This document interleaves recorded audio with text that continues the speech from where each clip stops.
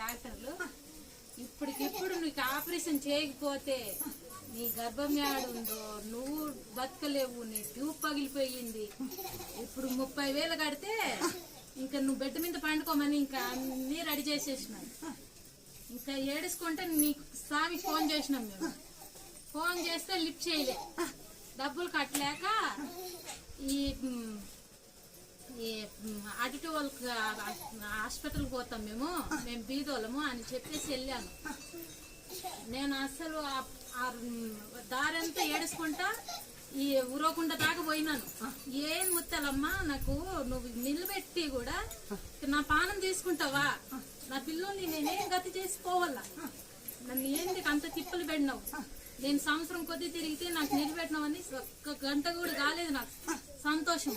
అప్పుడే నన్ను చంపేస్తాను అంటున్నారు వీళ్ళు. నా పానం